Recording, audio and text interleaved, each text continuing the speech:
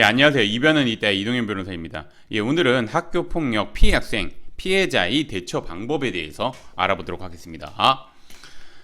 제가 이제 오늘의 주제를 선택하게 된 이유는 이 학교폭력 피해를 당한 경우 어떤 자료를 준비해야 되는지, 그 다음에 이제 어떻게 신고해야 되는지, 절차는 어떻게 되는지, 그 다음에 이제 뭐 어떤 의견서를 제출해야 되는지, 아니면 어떻게 서류를 작성해야 되는지, 이렇게 문의를 하시는 분들이 많은데, 그거에 대해서 간략하게나마 답변을 드리고자 오늘의 주제를 선택해 보았습니다.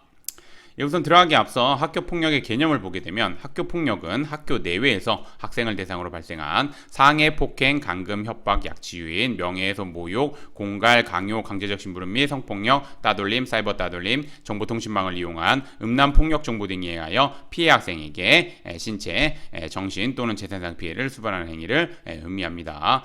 보시면 아시겠지만 학교폭력의 개념 굉장히 포괄적으로 규정되어 있습니다.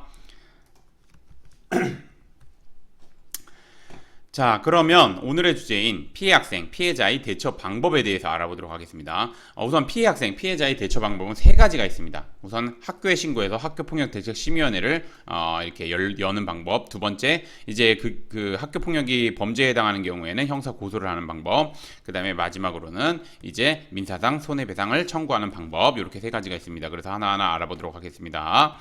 우선 학교폭력대책심의위원회의 대응 한번 보도록 하겠습니다. 피해 학생은 학교폭력을 당한 경우 우선 학교에 학교폭력 피해 사실에 대해서 신고를 해야 됩니다. 이때 피해 학생은 육하 원칙에 따라서 당시 상황을 최대한 구체적으로 학생 확인서를 작성하는 한편, 가해 학생과 주고받은 메시지가 있으면 메시지 내용, 그 다음에 CCTV 영상이 있으면 CCTV 영상, 그 다음에 주변 학생들의 진술이 있으면 주변 학생들의 진술 등 가해 학생의 학교폭력 사실을 입증할 수 있는 자료를 확보해 제출해야 합니다. 물론 학교에서 학교폭력 사안과 관련하여 조사를 하긴 하지만 학교는 수사기관이 아니기 때문에 자료를 확보하는데 제한되는 점이 있기 때문에 좀 적극적으로 자료 제출하고 의견을 개진해야 합니다.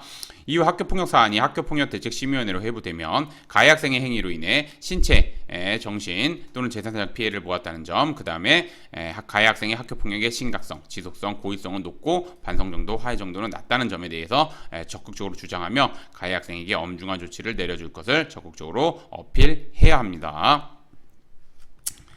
그 다음에 계속해서 보도록 하겠습니다. 그 다음에 형사고소 대응. 학교폭력은 개념이 다소 포괄적으로 규정되어 있기 때문에 학교폭력에 해당한다고 반드시 형사범죄에 해당하는 것은 아닙니다. 그래서 그려보면은 학교폭력의 개념이 이렇다면 형사범죄의 개념은 이런 식으로 된다고 보시면 됩니다. 그래서 겹치는 부분이 요 정도 되기 때문에 학교폭력에는 해당하나 범죄에 해당하지 않는 경우도 있습니다. 이런 영역들이겠죠.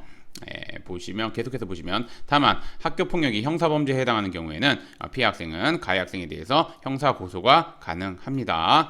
그리고 피해 학생이 가해 학생에 대해서 형사고소를 하는 경우에는 가해 학생과 주고받은 메시지 내용, 그 다음에 CCTV 영상, 상해진단서가 있으면 상해진단서, 그 다음에 학교폭력대책심의위원회 조치결정 통보서, 이렇게 위에서 학교폭력이라고 인정받은 거, 그 다음에 가해 학생의 범죄를 입증할 수 있는 객관적인 자료를 바탕으로 가해 학생의 범죄를 특정해가지고 폭행죄면 폭행죄, 모욕죄면 모욕죄, 명예훼손죄면 명예훼손죄, 그 범죄를 특정해서 그 구성요건에 해당한다는 거를 고소장에 제출해야 되고, 그 다음에 수사기관에 출석해가지고 당시 상황에 대해서 구체적으로 진술하는 한편 엄벌탄원서 이런 것들을 좀 준비해서 제출을 해야 합니다.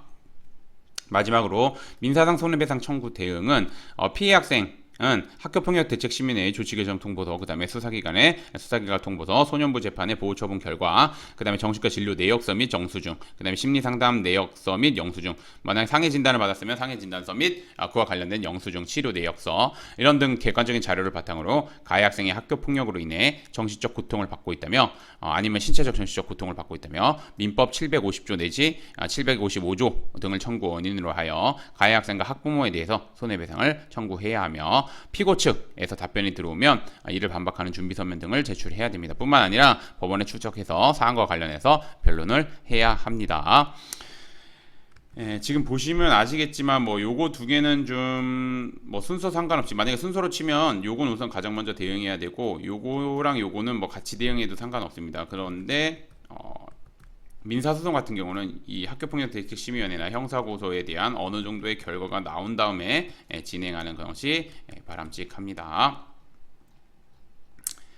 이제 오늘의 주제를 좀 마무리하자면 학교폭력 피해자의 경우 어떻게 대응해야 할지 모르는 경우가 많이 있습니다. 특히 학교폭력 피해를 당한 경우 초기부터 제대로 대응해야지 원하는 결과 얻을 수 있습니다. 피해는 엄청나게 막 진짜 이만큼 받았는데 뭐 인정된 게 요만큼밖에 안 되고 뭐 이러는 경우도 있습니다. 그다음에 범죄는 엄청 많이 범죄 피해를 당했는데 범죄가 혐의가 인정되는 게 뭐 한두 개밖에 안 되는 경우도 있습니다. 그래서 초기부터 제대로 대응해야 되고 그렇기 때문에 학교 폭력 피해를 당한 경우는 혼자서 대응하기보다는 그리고 제가 한 가지만 더 말씀드리면 학교는 아까도 말씀드렸듯이 수사기관이 아니기 때문에 자기네들이 확보할 수 있는 범위 내에서만 확보를 하기 때문에 이게 좀 적극적으로 제출해야 되는 부분이 있습니다. 그 학교 폭력을 입증할 수 있는 그렇기 때문에 초기에 대응하는 것이 매우 중요하고 초기 대응이 매우 중요하고 그래서 제가 좀 말씀드리고자 하는 거는 뭐냐면 이 세 가지를 모두 다 대응하려고 하면 이제 아무래도 이제 변호사님 도움을 받을 필요가 있고 변호사님 도움 받을 때 제가 두 가지 확인하라고 말씀드리면 첫 번째 대한변협에서 학교폭력 전문 변호사로 인정하고 있는지 두 번째 현재 학교폭력 대책심의회 위원으로 활동하고 있는지 이 두 가지 요건 충족하시는 변호사님의 도움을 받으시면 아무래도 사건을 진행하는데 조금 더 수월할 수 있습니다. 오늘의 주제는 여기까지 마치겠고 저는 이변은 이따의 이동현 변호사였습니다. 감사합니다.